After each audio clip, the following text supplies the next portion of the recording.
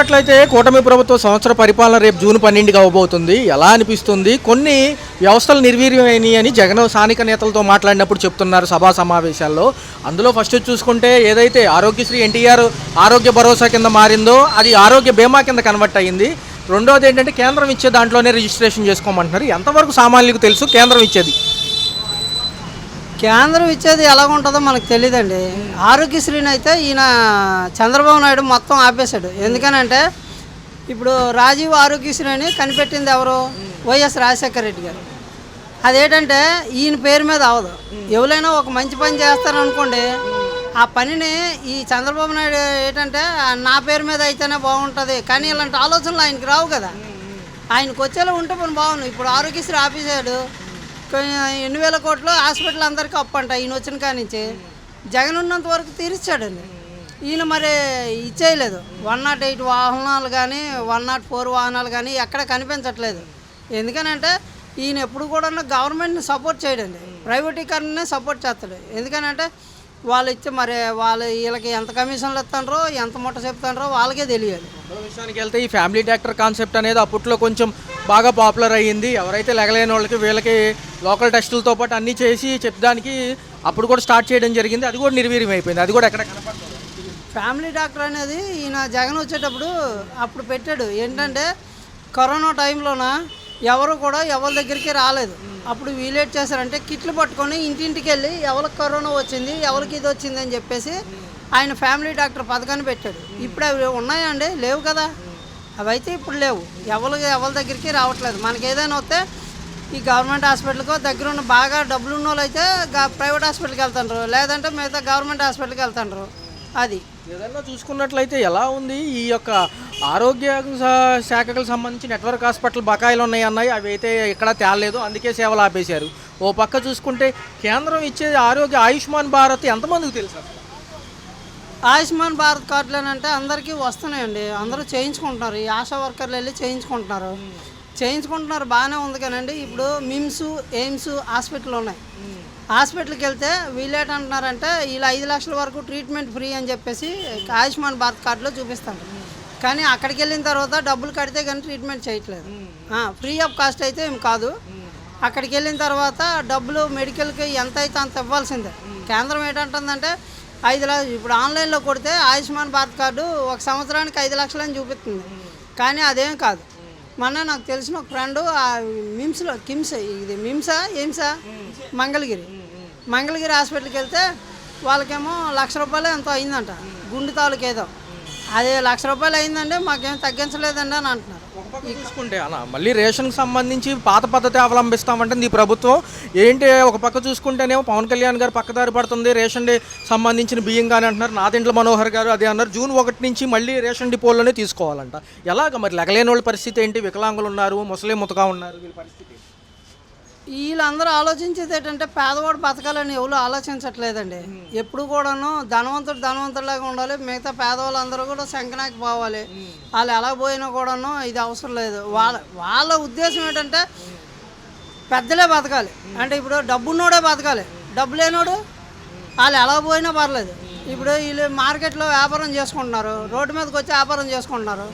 వీళ్ళకి ఈ డబ్బులు నెలకి ఈ 10,000 తీసుకుంటూ సంవత్సరానికి మళ్ళీ 1,50,000 తీసుకుంటున్నారంట అద్దెలు. ఇది ఎంతవరకు కరెక్ట్ అండి?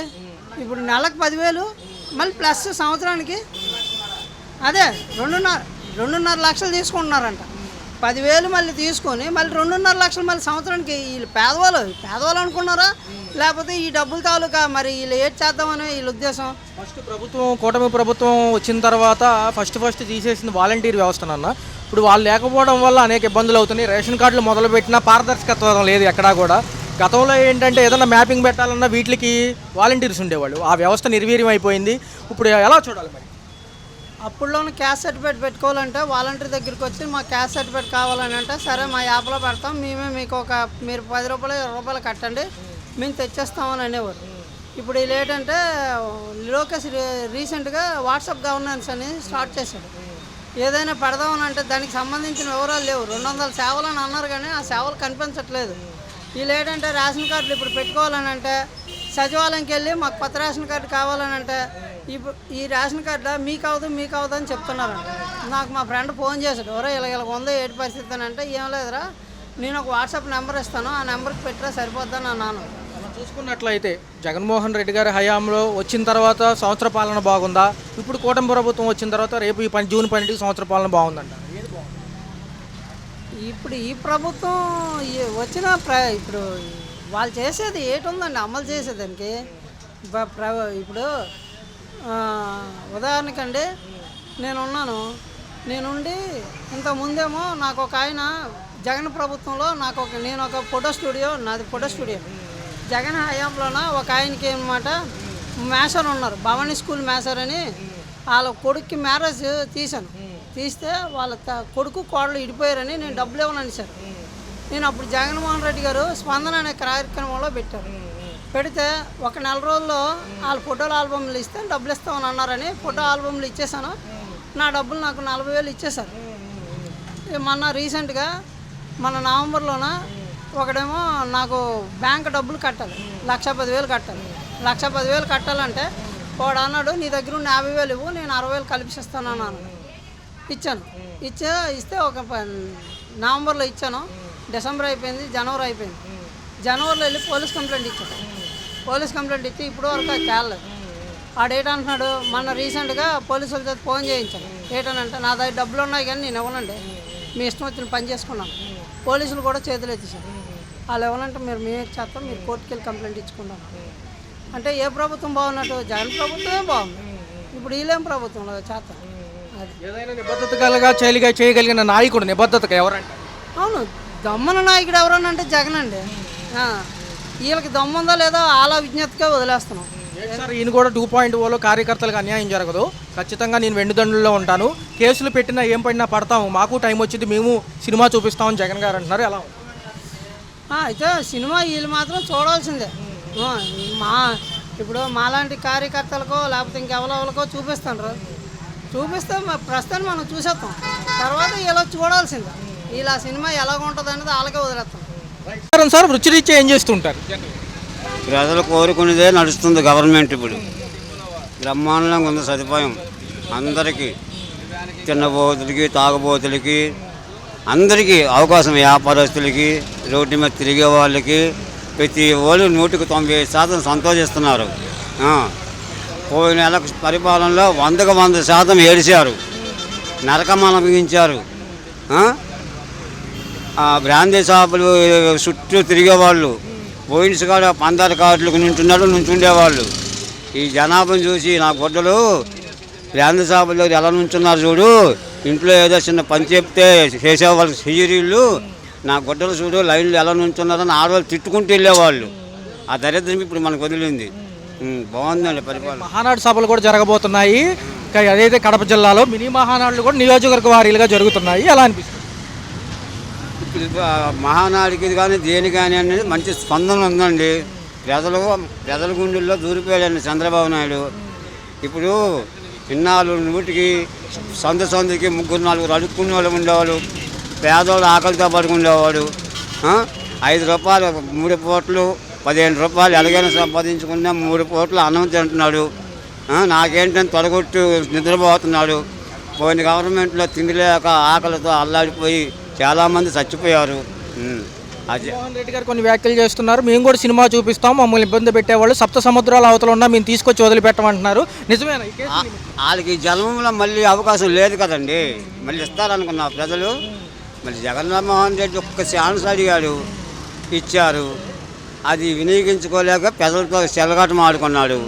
ఆ చెలగాటం అంతా గుండెల్లో దూరిపోయిన ప్రజలకి. మళ్ళీ జన్మంలో జగన్మోహన్ రెడ్డికి అవకాశం లేదు. రేషన్ కూడా రేషన్ డిపోలోనే ఇస్తామంటున్నారు.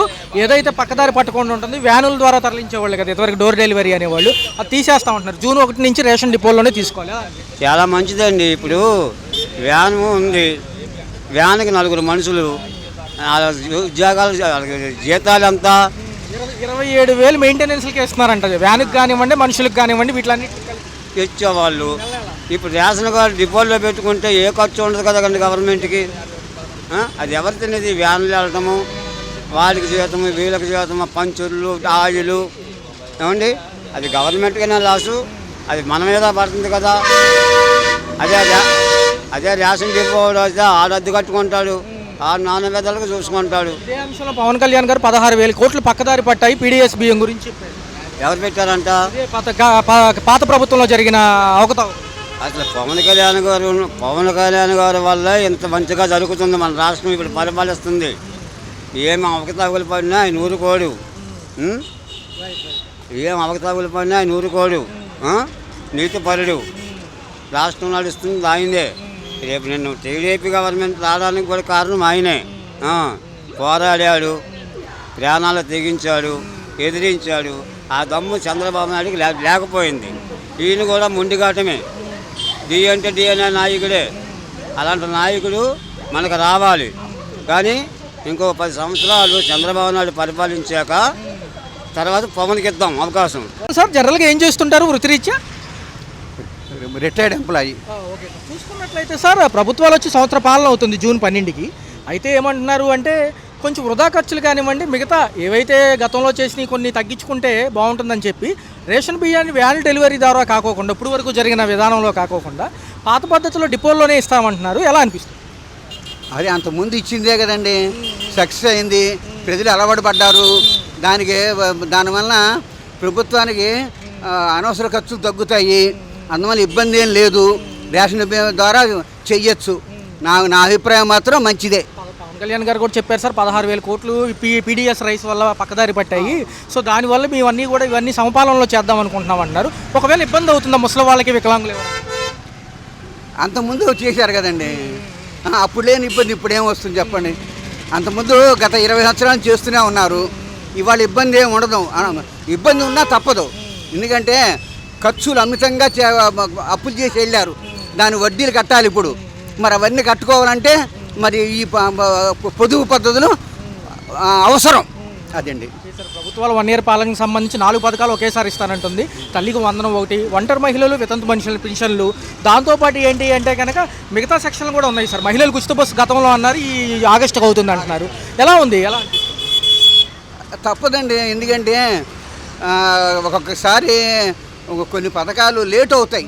తప్పదు. ఎందుకంటే అన్నీ చూసుకుని చెయ్యాలి. ఇప్పుడు మాకు జీతాలు కానీ పెన్షన్ కానీ ఇవ్వాలంటే అప్పులు చేయాల్సి వస్తుందండి. ఆదాయం పెరగలేదు. అంతకంటే మరి ఆదాయం కోసమన్నా మెల్లగా చేసుకుంటూ వస్తున్నారు. అందువల్ల ఆ తప్పు లేదు. టోటల్గా 1 ఇయర్లో నిత్యావసర సరుకుల ధరలు, కరెంట్ ఛార్జీలు ఎలా అనిపిస్తుంది? కరెంట్ ఛార్జీలు ఇవన్నీ గత ప్రభుత్వం పాపమే. ఇదంతా ఈ 3 రకాల ఛార్జీలు ఎక్స్ట్రా వేస్తున్నారు. అదే గత ప్రభుత్వం ఒక ఇదే. ఎందుకంటే అన్నెసరీగా అనవసరంగా అగ్రిమెంట్లు క్యాన్సిల్ చేసుకుని వాళ్ళకి డబ్బులు కట్టేసి ఆ అప్పు భరాయించలేక ఇవన్నీ వసూలు చేస్తున్నారు మా ద్వారా. చూసుకున్నట్లయితే మహానాడు సభలు 27, 28, 29 కడపలో జరగబోతున్నాయి.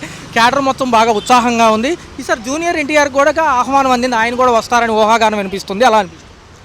అందరు కలిస్తే మంచిదే. అది ఈ మహానాడు సభలకు సంబంధించి మినీ మహానాడులు కూడా నియోజకవర్గ వారీలుగా సక్సెస్ఫుల్ అయ్యాయి. ఎలా ఉంది సార్? ప్రభుత్వం ఏం ప్రకటించబోతుంది? ఏదైనా పట్టపగ్గాలు లోకేష్ గారికి అప్పచెప్తారా? ఏదో అనుకుంటున్నారు కానీ మరి అదేంటో ఇంతవరకు ఊహకు అందనది. అది టోటల్గా అయితే అంతా బాగానే ఉందండి. చూసుకున్నట్లుగా జగన్మోహన్ రెడ్డి గారు స్థానిక నేతలతో మాట్లాడేటప్పుడు కానివ్వండి, సభా సమావేశాలు చెప్పేటప్పుడు కొన్ని వ్యవస్థల గురించి చెప్తున్నారు. ఏవైతే నిర్వీర్యం అయిపోయినాయో కూటమి ప్రభుత్వం వచ్చి ఒక 1 ఇయర్ పాటు అంటున్నారు. నిజంగా నిర్వీర్యం అయిపోయినాయా? ఆ వ్యవస్థకు సంబంధించి ఫ్యామిలీ డాక్టర్ 104 వ్యవస్థ ఒకటి. రెండో చూసుకుంటేనేమో ఏదైతే ఈ రేషన్ డీలర్కి సంబంధించి ఇంతవరకు ఈ డోర్ డెలివరీ ఉండేది. ఇప్పుడు ఏంటంటే డిపోలోనే ఇస్తామంటున్నారు. జూన్ 1 నుంచి అమలు. దీంతోపాటు వాలంటీర్ వ్యవస్థ. అసలు ఏం జరుగుతుంది? ఇప్పుడున్న ప్రభుత్వాలు ఏం చెప్తున్నాయి అంటే అధిక బడ్జెట్లు వీటికి అయిపోతున్నాయి. 27,000 ప్రతి నెల రేషన్ వ్యాన్లకి మెయింటెనెన్స్కి వాటికి ఇవ్వాల్సి వస్తుందంట. సో మిగతా అన్నీ కూడా వేస్ట్కి సంబంధించినవన్నీ ఈసారి ఉండవంటున్నారు కదా, ఏమంటారు? ఇది డీలర్షిప్ పద్ధతి బాగుంది. అంతేగాని వ్యాన్లో వచ్చే స్ట్రీట్లో ఏదో దగ్గర నిలబడి ఇవ్వటం అనేది కాకుండా ఒక డీలర్షిప్ సిస్టమ్ మార్చడం అనే పాత పద్ధతి ఎక్సలెంట్. అంటే పలానా టైం ఉంటే మనకు తెలుసు. మనం కాదు మేము బిడ్డలు ఎవరు పోయి తెచ్చుకుంటాం టైంకి పోయి.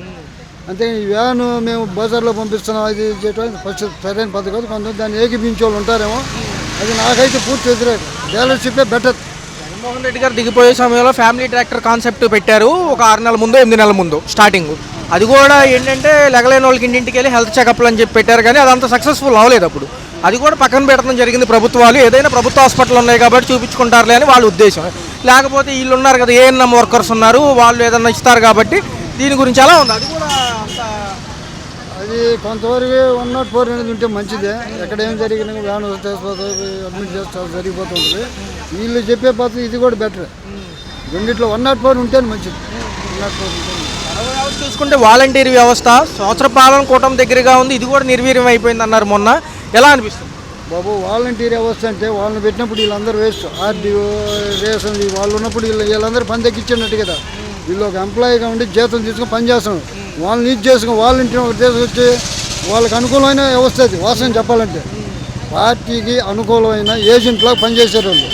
అది కొంత ముస్లిం మొత్తం ఇంటికి తెచ్చేస్తాను, వాస్తవం అది కరెక్టే. కానీ యాస్టిస్ పద్ధతి ప్రకారం పోవడం బెటర్. వాలంటీర్ అనేది లేకుండా మన షాప్కి వెళ్ళి షాప్ ధర చూసుకోవడం మంచిది. ఆఫీస్కి వెళ్ళి పక్క ఈయన నేను సినిమా చూపిస్తానంటే లిక్కర్ స్కామ్ కేసు గురించి మేము సినిమా చూపిస్తామని ఈ ప్రభుత్వాలు అంటున్నాయి. ఎలా ఉండబోతుంది? డేట్ ఫిక్స్ అయింది అరెస్ట్కి లిక్కర్ స్కామ్కి సంబంధించి అని చెప్పి ఇక్కడ నుంచి హింట్లు వస్తున్నాయి ప్రభుత్వం నుంచి. ఏదైతే మహానాడు సభలో అయిన అనంతరం కూడా ఉండబోవచ్చు అని ఒక ఊహాగానం. మహానాడు సభ అంటే దాంట్లో అన్నీ బయట పెడతారు వాళ్ళు. టీడీపీ అని కాదు, కూటమి ప్రభుత్వం ఎవరని కాదు, తప్పు చేసిన వాళ్ళని చూపిస్తారు. వీళ్ళ పొరపాటు ఉంటే బయట పెడతారు. తప్పు చేసిన గ్యారంటీకి అన్నీ చేసిన అభివృద్ధి పనులు చెప్తారు. ఈయన మధ్యలో ఆగిపోయిన చెప్తే అన్నీ బాగుంటుంది. కూటమి ప్రభుత్వం అన్నీ బయట పెడతారు.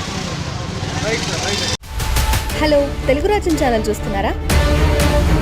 సామాజిక రాజకీయ జీవన చిత్రణే తెలుగు రాజ్యం. అతిశయోక్తులు అసత్యాలు ఉండవు. రాజకీయ కోణం కాదు, ప్రజా కోణమే కొలబద్ద. తెలుగు రాజ్యం వీక్షణ మీ ఉత్తమ అభిరుచికి నిదర్శనం.